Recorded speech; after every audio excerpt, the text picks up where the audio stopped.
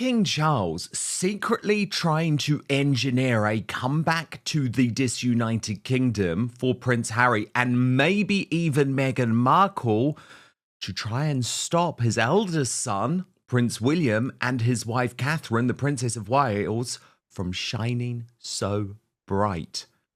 That's the question. Lauren, the insider, has been investigating for us and she joins me now. Lauren, hope you had a wonderful Christmas. What have you discovered? Well, King Charles has gone out of his way to bring Harry back in, despite the fact that the nation, the Commonwealth, people around the world are up in arms about it. And this to me is a very it's a strategy he's planned, because it doesn't just happen by accident that Harry and his aides, or his aides, met with King Charles's aides back in the summer. And then we see Harry roll out to Ukraine. Then we see the fake royal tour. This is all by design. This, to me, is not a father that just wants to reconcile with his son. This is a deep strategy to bring Harry back. But I don't believe that Harry will move here, because it doesn't offer him the same opportunities in his mind that Montecito does. And I don't believe that Meghan's ego is compatible here. We've seen it before, Dan. Lauren, for those who don't know your background, for many years you were one of the UK's top PR professionals working with the mainstream media to try and protect the reputations of very, very famous people. For people who don't know my background, I was at one point the executive editor of the Sun newspaper, a columnist for the Mail, so was on the other side of the coin, understanding how those relationships between the royal family and the British press worked. And what some people will really struggle to get their head around, Lauren, is that for so many years, King Charles has viewed his sons as a threat, as a PR threat. And even though there might be a positive relationship between father and son, their offices have competed with each other for the best coverage, to see Yeah. which newspaper editors they could get in their pocket. And so you'll have the situation where it's like, King Charles calls up Victoria Newton, the editor of The Sun, and says, "Oh, I'd love to invite you to Sandringham." And he charms and woos her. So then Prince William feels like he has to do the same thing. There's been a degree of competition from a PR perspective between the different royal courts. Can you just explain how that works and why it might feed into the narrative a little bit in terms of why Charles views William as a real threat? Because, of course, over the past year, he's basically said, I ain't playing the game anymore. So each royal household, as such, has their own PR and comms department. And that PR and comms department, their job is to protect their clients. So if it's King Charles's comms department, it would be to protect Charles and Camilla. And obviously, Prince William and Catherine, Princess of Wales, have their own. What we see, for example, with Prince William is his team do not sweat the small stuff, and they don't engage with the mainstream media in the same way that, for example, King Charles and Queen Camilla's team do. Queen Camilla is heavily, heavily involved, in my opinion, when it comes to behind the scenes in the media. She is incredibly well connected. People may not know this, but she will frequently have very high ranking, powerful editors and decision makers within the media attend her events. And this has long been the case. It's no accident that Queen Camilla went from public villain to then having a much softer image because she knows the people that are writing the papers. Hence her friendship with Piers Morgan, for example. That so infuriated Prince Harry and Meghan Markle. Exactly. And it's interesting when you mention Harry and Meghan because it's long been known that the relationship between the royals is a push and pull. So the media, to some degree, can have a little bit of flexibility regarding what they write about the royals. So you'll often see that there will be a baddie or there'll be a villain, and then the next week it will change. And it's a bit like waves, Dan. It comes and goes. And the royals need the mainstream media to stay relevant, in their opinion. I mean, I would disagree with that. And the mainstream media needs the royals to be profitable because the mainstream media heavily rely on royalty as part of their business model to shift newspapers or to create clicks. Harry and Meghan wanted to reinvent the wheel. So they really lashed out at the mainstream media. And whilst I'm no fan of the mainstream media whatsoever, the way in which Harry and Meghan went about this is entirely wrong because they sweat the small stuff. They want to sue the media on one hand, and then they want to feature in the media on the other hand. Now, going back to the point of King Charles wanting to make sure people don't overshadow him, I completely agree with this because when Harry flew into the country in earlier this year in September, I have it on rock solid authority that the other royals were told to just chill a bit. No big engagements. And so, whilst some of the royals were doing engagements at this time and were featured in the media, it was very low key. There was nothing that would overshadow, in King Charles's opinion, Harry's visit.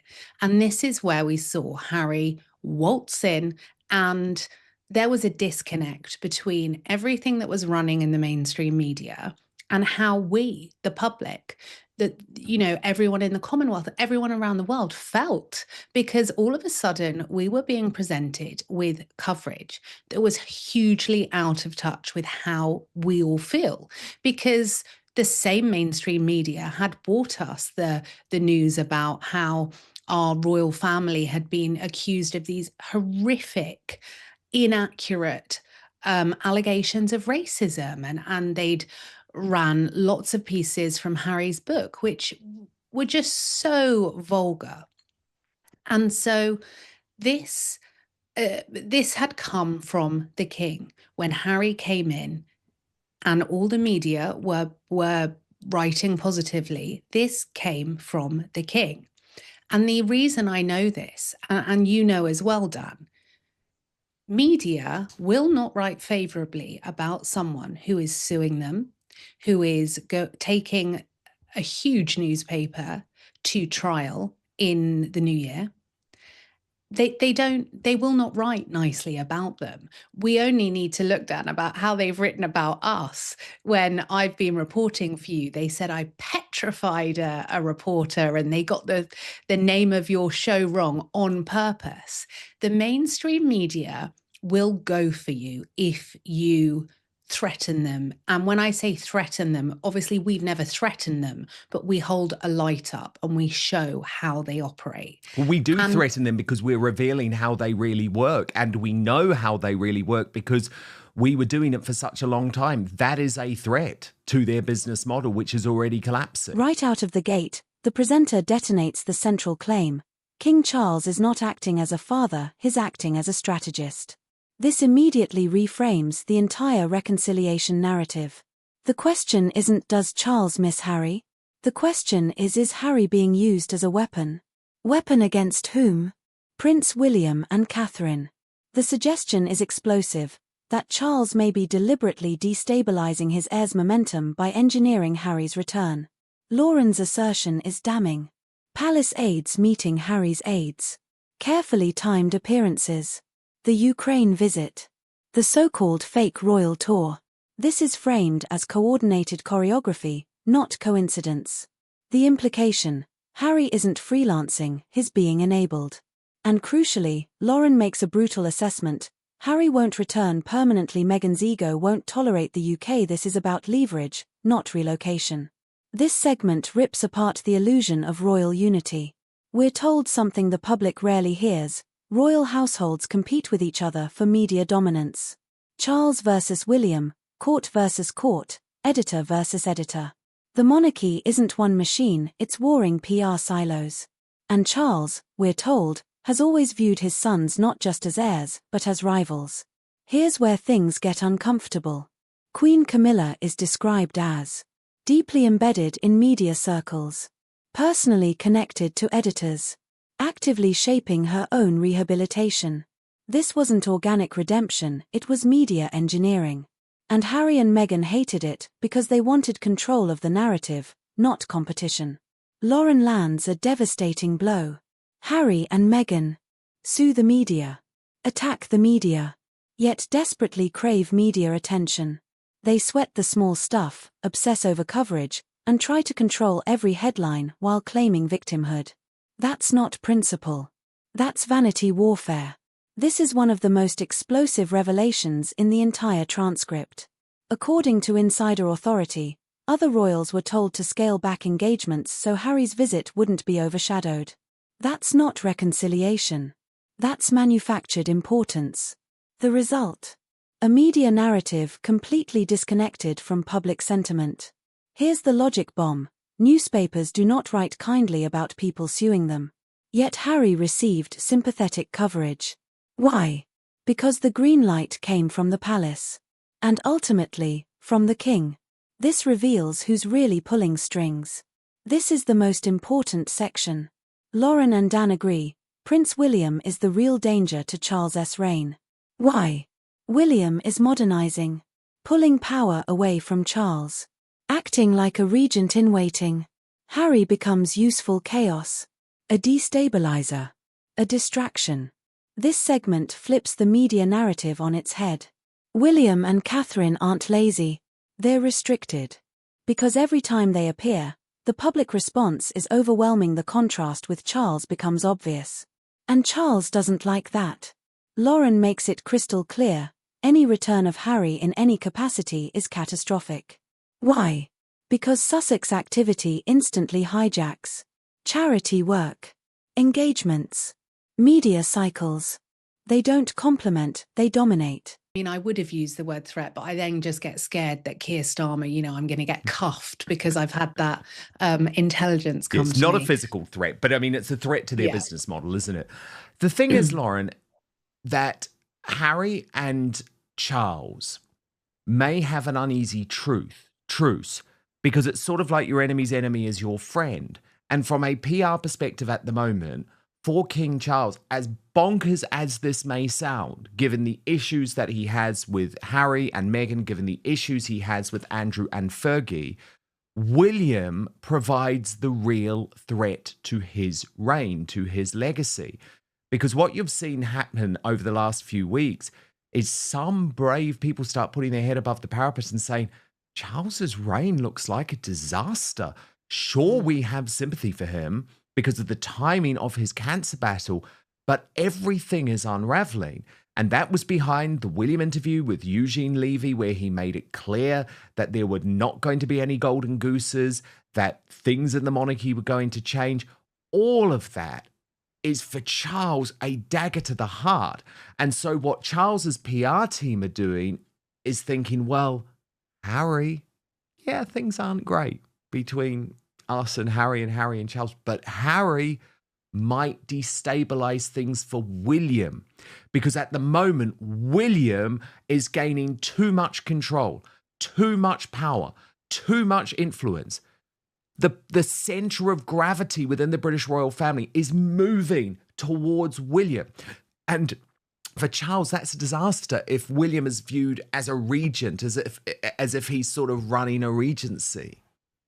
Absolutely. And I think sometimes people or the mainstream media more so, they criticize Prince William that, oh, he doesn't do enough or Catherine doesn't do enough. But this is simply not true. They are not allowed to do more. It's so clear. And all they need to do is one appearance and look where the coverage goes. It's like a ripple effect. It goes so far around the world. And that's because we love them and we love their family values. We love what they stand for and we love their integrity. They have always put their roles first and they are an absolute credit to us all. And King Charles doesn't like this because he's weak and he has shown us he's weak. And I believe that he's trying to please everyone. And the problem is when you please everyone, you stand for nothing. And the thing Harry, is, oh, sorry, Lauren, finish your point. yeah, I was just going to say, Harry coming back in any capacity is a massive problem because we've seen every single activity or piece of charity work or event that Catherine and William do. We've got the grifty duo over in Montecito that then try and dominate. They try and take over. And it's ridiculous. And this is exactly why they have to come off the royal website, because King Charles is trying to please everyone. He's trying to be a father, but he can be a father without them coming back. He can be a father without them being on the royal website. Lauren, I couldn't agree more. Because even though we are trying to explain here the motivation behind why King Charles might be engineering this, we're trying to paint a picture of what's really going on behind the scenes of what people aren't reading in the mainstream media. That doesn't mean that I agree with this strategy, and I'm sure you don't. Charles is making a huge mistake here, Lauren. What he should be doing is leaning into his eldest son, bringing his eldest son into his court and say, let's modernize the monarchy together. But the problem is Charles doesn't want to give up that power. And so he does want to try and marginalize William. And what that means is he's not making many of the correct decisions, Lauren. I'll give you two examples. The first is Andrew, right?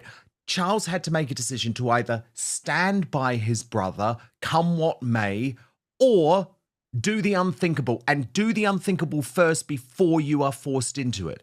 Instead, there was inertia, and he did nothing. And when the announcement finally came that Friday night a couple of months ago, it wasn't enough. It wasn't an announcement from the king. It was an announcement from Andrew himself. It didn't please anyone. It didn't solve the mainstream media issue.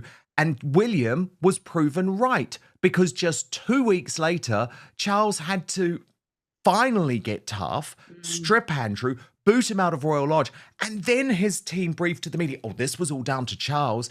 He's been really tough. He wasn't, though, because if he was being tough, he would have done this not just 2 weeks ago, but 2 months ago, 2 years ago. Instead, he tried to bring Andrew back into the fold like he's doing now with Beatrice and Eugenie. So that's the first example. The second example is, of course, Harry, who William has warned his father about for such a long time. Now, of course, when you're battling incurable cancer, you don't necessarily want to be waging a war with your youngest son, your darling boy, someone who, of course, you have love for. But again, you've got to look at how the late Queen Elizabeth II separated her love for Prince Andrew, widely regarded as her favourite son, and her duty as a monarch to take the correct advice and to banish him from public life. And the fact that Harry got his way because of this battle between Charles and William is infuriating for me, because I think if I was advising Charles from a strategic point of view, I would say, number one, you've got to get really tough. So Harry's title has to go. The children's title has to go Archie and Lily. Meghan has to be banned from ever using the HRH. There's got to be a tough action there. You've got to get tough on Beatrice and Eugenie as well. Maybe they are nice girls behind the scenes, but they're not bringing anything to the But monarchy. who And who cares? cares exactly? They're not big enough. They're not an asset. They're just not an asset. And we've got to just be absolutely brutal about that. And unfortunately, they do have some of the grifter quality of their parents, which maybe isn't a surprise because look at how they've been raised. And I don't say that with any joy because at the same time, I do feel sorry for them in terms of what they're having to go through. And then just bring William in. Make out that we're doing this together. We're modernizing the royal family together. And I'll tell you why I would give him that advice, Lauren, because if he's worried about his legacy, he could take some of the ownership of this modernization project, begin it with William. Otherwise, what's going to happen is this is going to be a very short reign between a very famous reign, arguably the best reign we've ever had. I mean, I certainly feel that way about Queen Elizabeth II. I guess maybe because I lived through it. That's one of the reasons why. But I think she was our best monarch and it was an incredible reign. And then William's reign, which I think is going to be bold, is going to be daring, is certainly going to pose some challenges for traditionalists when it comes to the monarchy like me, but fundamentally is about trying to save this institution. And what is Charles?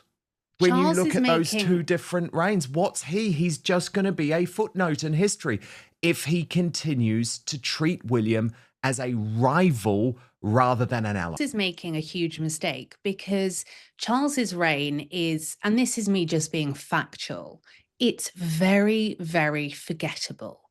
And what we will see is when William eventually becomes king, there is going to be a huge, huge difference from Charles to William. A lot is going to change. And all the clues have been here already. We see the fact that Prince William, and I nearly say King William then, because in my mind, he is already working subtly to start making really positive changes. We don't see William work with the mainstream media in the way that the Royal Rota works. And I love this. And this is, it brings me great comfort that William will do some incredible work because the Royal Rota that King Charles seems to love so much, and it's the only media that's allowed into the palace. It's so important people remember that some of these newspapers are the same newspapers that have hacked people's phones. Some of these newspapers are the same newspapers that have bought private and confidential evidence from police, it has been rumoured. So these are not newspapers that are trustworthy, and the way that they run, we have previously seen, it's disgusting. Totally. And so, also they are the past as well. I mean, the idea, Lauren, that King Charles thinks that he can take the public with him because he's got the newspapers in his pockets is delusional. It's totally delusional. And William understands, sure, the newspapers play a role, but the reason he hasn't given in to the Daily Mail and played their game, and you've seen, by the way, this year, Lauren, the most revolting attacks from the little attack dogs, you know, Amanda Patel and Liz Jones, they're all being sent out to attack William and Catherine. Why? Because William will not give in and play their game. And what happened? Charles hired Tobin Andre, my former boss at the Daily Mail, to be his communications secretary, one of his main courtiers. He was a former senior executive at the Daily Mail. So, okay, you've got the Daily Mail in your pocket. The Daily Mail isn't powerful anymore. The newspapers no longer control what the public think because they no longer have that control over our information, thanks to social media, thanks to citizen journalism, thanks to the independent media. So again, I think where Charles is a little bit delusional and again looks archaic, to be honest. So out of touch. Is the idea that, oh, the newspapers are behind me, so everything's great. No, it doesn't matter. That doesn't matter anymore.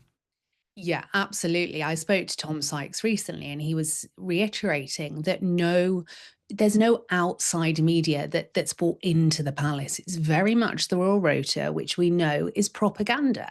And so when this is presented to King Charles, he thinks, oh, yes, it's brilliant.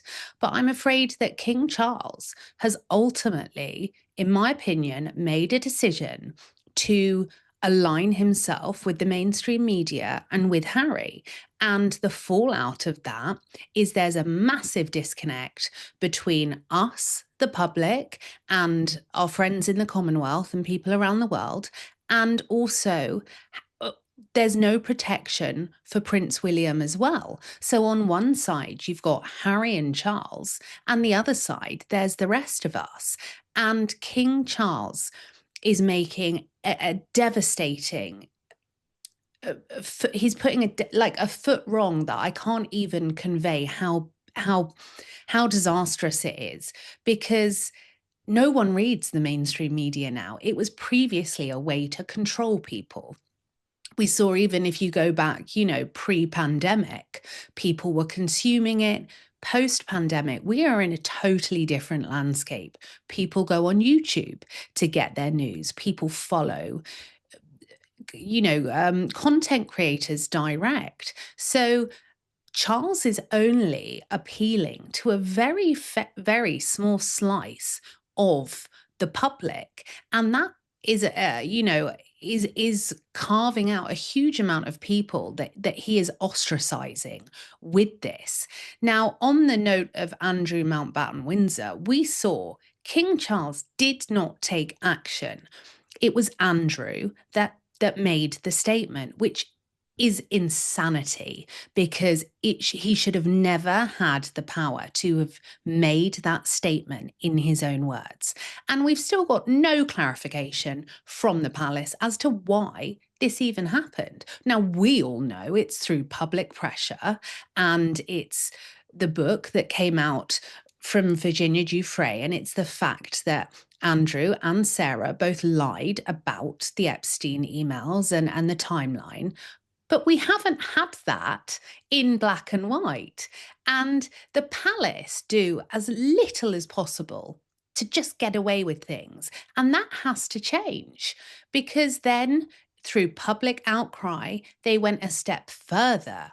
And it was King Charles, or the palace, that then made the statement. But then I emailed the palace, because post the second statement coming out, Dan, Andrew was still on the royal website. And this is disgraceful. And now he's off, but we will see every single thing that's happened. It will just repeat with Harry and Meghan, because again, King Charles has been incredibly weak with this. And I want to reiterate that on a personal level, I truly wish him a full and speedy recovery. And I do hope, if his wish is to reconcile with his son Harry, then that they do that. But that is totally separate to how he is running the country as king and how he is managing everything, because we look to the royal family to be our stability, and we are in very, very turbulent times all around the world, and our king has acted very, very badly. He has prioritized a rat bag son who is on the other side of the world, taking everything he gets into the public domain. We have seen him on the Stephen Colbert show behave appallingly. And I always say, regardless of which side politically you sit, if your name starts with Prince, you don't go into those waters talking about those things. He cannot be controlled. And this goes back to, as well, Harry was always a construct of the palace, the jokey lad, the this, that. What you're seeing with Harry is who he is. He is showing you very, very clearly who he is. The carefully crafted and orchestrated image that people fell in love with, I truly believe is a construct of people working round the clock at the palace. Because if you look, we've seen who Harry is many, many, many times before he met Meghan.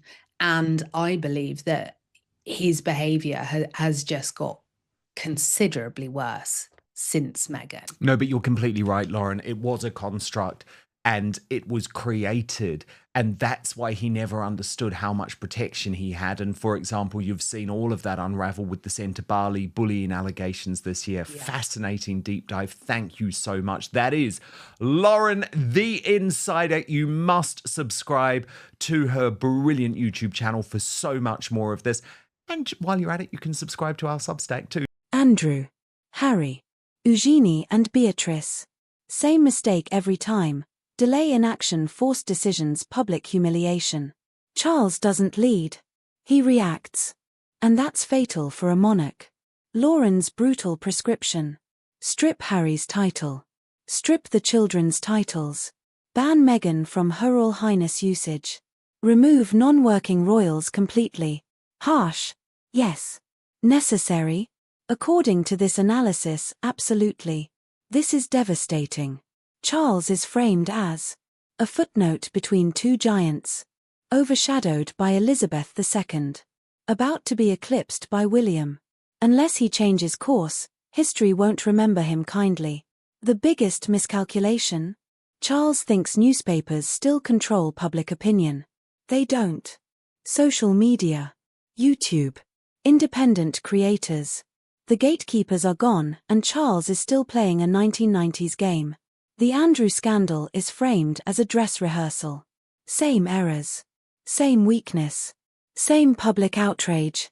And the warning is clear, everything that happened with Andrew will repeat with Harry and Meghan.